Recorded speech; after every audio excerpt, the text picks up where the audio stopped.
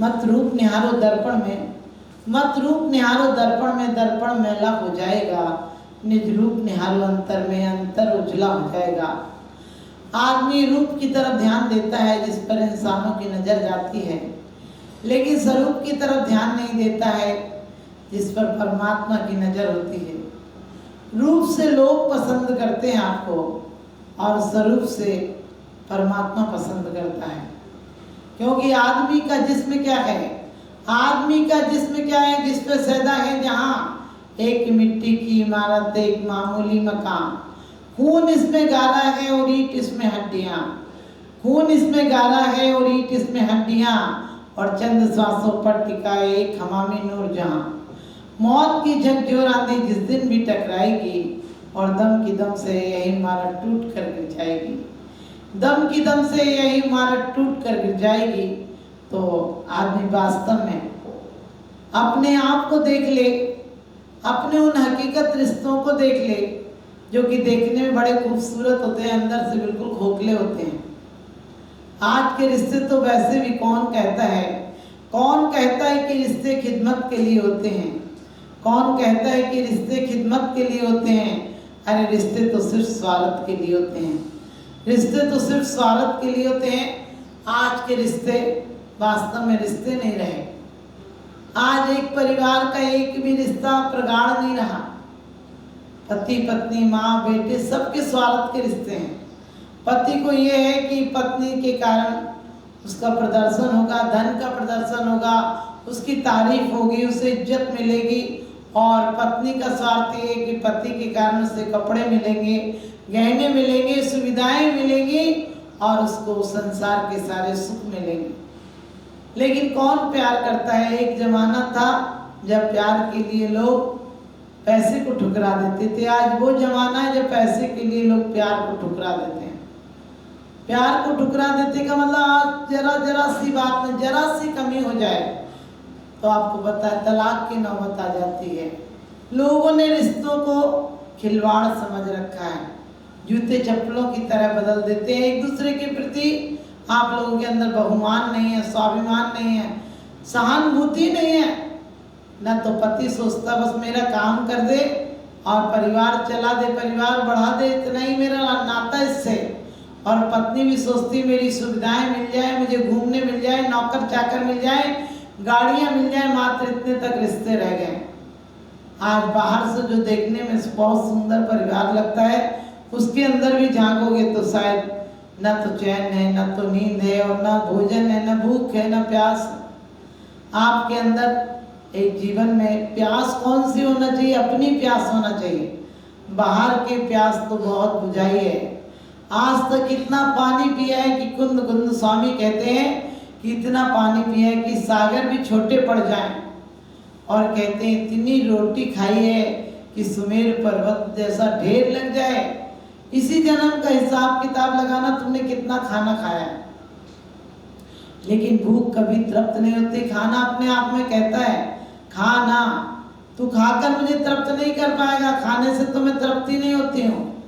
और लेकिन क्षुधा रोग यदि नष्ट हो जाए तो मैं तृप्त नहीं, मैं अनंत आपको सुख दिला देती हूँ, अनंत आपको बाधाओं से मुक्त कर देती हूँ। तो आप लोगों को वो बाधाएं मुक्त करना है तो अपने नजरिए को बदलिए, अपने सोच को बदलिए। आपकी चिंतन की धारा किस तरफ जा रही है, आप क्या देख रहे हैं? मंदिरों में आकर भीतरागता देख रहे हैं, किसी के कपड़े देख रहे हैं, किसी के जेवर देख रहे हैं, मंदिरों की चांदी देख रहे हो, मंदिरों में किसी पर इल्जाम लगा रहे हो। ऐसे आपकी हालत तो नहीं है। एक बार बुद्ध कहीं से विहार कर रहे थे और कहते हैं बुद्ध को गर्मी के दिन थे, थोड़ा सा विश्राम करना था, एक बगीचा में रुके। और वो बगीचा में जैसे ही विश्राम कर कर उठने लगे, उधर बगीचा की जो मालकिन थी वो एक वेश्या थी, मृगदलेन। वो आई और उसने दूर से ही देखा क्या पुरुष है, क्या शांत है। लोग आते हैं भिखारियों की तरह मेरे दरवाजे पर खड़े होते हैं, कितना निश्चिंत सुंदर सुडौल व्यक्तित्व है। और पास गई और कहने लगी कि तुम यहाँ आए, हमारे यहाँ आ जाते।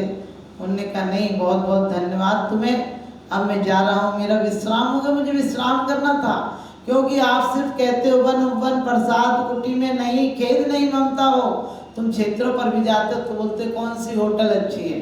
अरे तुम्हारे गांव में कम होटल थे क्या?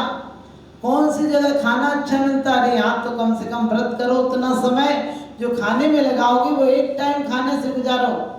कम से कम ज़्यादा धर्म ध्यान करो। आपसी गपशप कर लेते हो, जितना टाइम तो मंदिर में नहीं लगता उतना बाहर आप लॉन में बैठे रहते हो। ये आपका धर्म नहीं है, आपका अध्यात्म नहीं है, परमात्मा से प्रेम नहीं है। तो जैसे ही वो कहने लगे मैंने विश्राम करना था, क्योंकि उन्हें क्या फर्क पड़ता, कोई भवन मिले, धर्मशाला मिले, जंगल में वृक्ष के नीचे छाया में आराम से विश्राम करते हैं। और जैसे ही उठते हैं वैसे मृगदलेन आती है और कहती है आप कृपा करें मेरे भवन पर चलिए। और वो कहते नहीं नहीं बहुत धन्यवाद, मैं नहीं जाऊंगा, क्योंकि उन्हें नहीं पता था ये वेश्या है। लेकिन जैसे ही वो बोलती है आप मुझे नहीं पहचानते हैं, क्योंकि चोर भी छोटी चोरी नहीं बताता है। आपने देखा होगा संत महात्मा यदि बड़े होते हैं तो चोर भी बड़े होते हैं। 10,000 की चोरी होती तो 10 लाख की बताते हैं, क्योंकि कोई क्या कहेगा इतनी सी चोरी करके भी क्या आने की जरूरत थी। आप भी परमात्मा से बताएंगे मैं लोटा भर पानी छान कर आए, वो कहेंगे अरे मन को छानना था, लोटा भर पानी छानने में कहाँ उलझ कर आ गया यहाँ, दिमाग खराब करने, बकवास करने। हालांकि परमात्मा कहता नहीं है ऐसा, परमात्मा क्या करेगा तुम जैसों को, बिगड़े लोगों को सुधार के। ऐसे ही मृगदलेन ने भी पूछा बुद्ध से आप मुझे पहचानते हैं?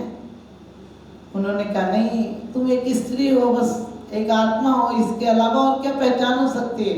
सब पहचानें छूटी होती हैं, क्योंकि कहते हैं उम्र के साथ निगाहें बदल जाती हैं, जिंदगी के साथ राहें बदल जाती हैं। लाख शास्त्रों से कुछ नहीं होता, एक जरा सी बात से जीवन की निगाहें बदल जाती हैं, जीवन की धाराएं बदल जाती हैं। तो उन्हें क्या पता था, संत पुरुष को महापुरुष को क्या पता रहेगा स्त्री है पुरुष है वेश्या है रानी है, उन्हें क्या फर्क पड़ता है उससे। उन्होंने कहा हाँ देख रहा हूँ तुम हो। तो कहने लगे आप मेरा नाम नहीं जानते क्या? मेरा नाम तो इस इलाके में सब लोग जानते हैं, इस इलाके क्या कई कई शहरों तक मेरा नाम प्रसिद्ध है।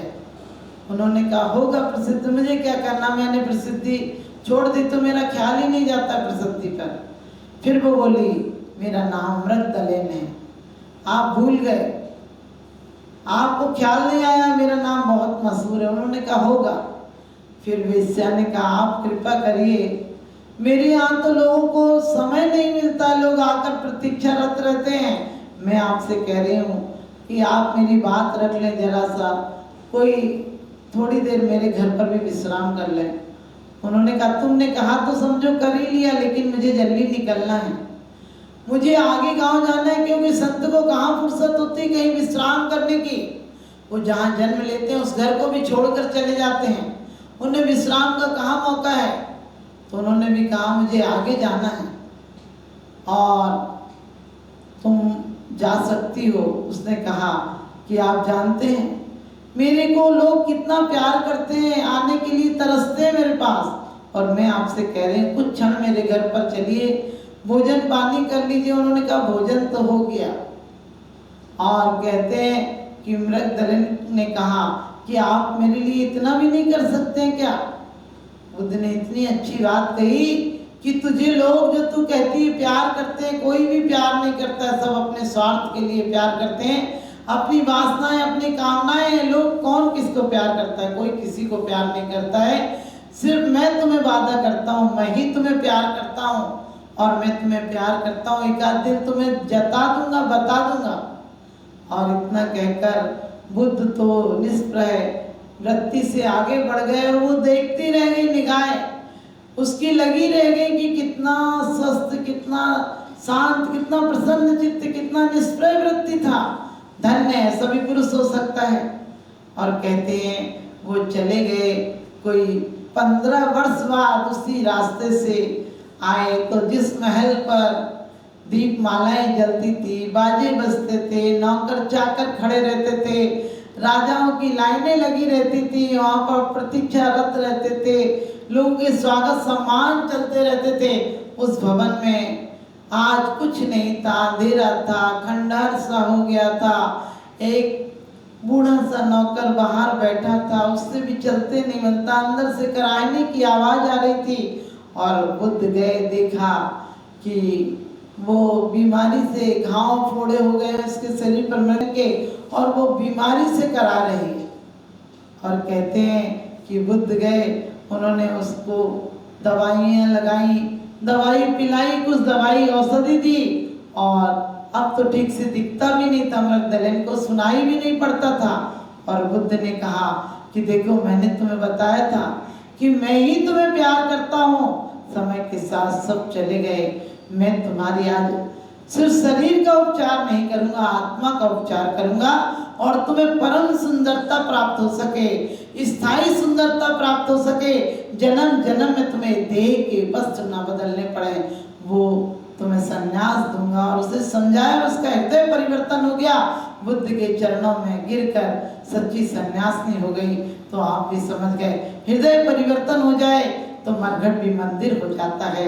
आप बाहर के मंदिर तो बना लेते हो, अंदर को भी मंदिर बनाओ। और आप बाहर तो दीप जला लेते हो, अंदर भी ज्ञान का दीप जलाओ, प्रेम का दीप जलाओ। तो कहते प्रेम के दीप जलाती रहे जिंदगी, सत्य हिंसा के मार्ग पर चलाती रहे जिंदगी। साल में एक आध दिन दीप जलाए तो क्या जलाए, ऐसे जलाओ ज्ञान के दीप कि तुम्हें भी महावीर बनाती रहे जिंदगी। आप सबके जीवन में सच्चा सौंदर्य प्राप्त हो, वो शांति, प्रेम और वात्सल्य से होता है।